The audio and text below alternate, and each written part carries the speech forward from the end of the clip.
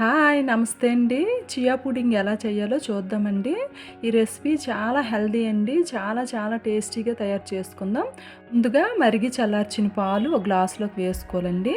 అందులోని నేను పటికి వేసుకుంటున్నాను. పటికి పంచదార అంటారు కదా! దాన్ని వేసుకుంటున్నాను. ఆ ప్లేస్‌లోని తేనె ఉంటే వేసేసుకోండి.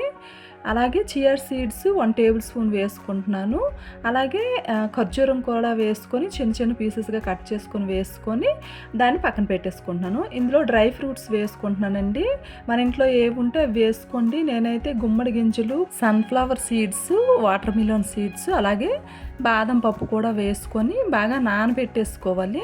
మార్నింగే నేను నానబెట్టేసుకున్నానండి. ఈ పాలు కూడా మరిగించి చల్లార్చిన పాలు వేసుకొని బయటే పెట్టుకున్నాను. ఫ్రిడ్జ్‌లో అయితే పెట్టలేదు.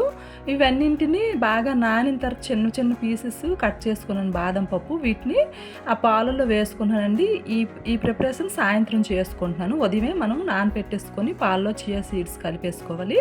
మన ఇంట్లో ఏ ఫ్రూట్స్ ఉంటే వాటిని వేసేసుకోవాలి. నేనైతే అరటిపండు వేసుకున్నాను. చాలా టేస్ట్‌గా ఉంటుంది. ఒకసారి ట్రై చేయండి.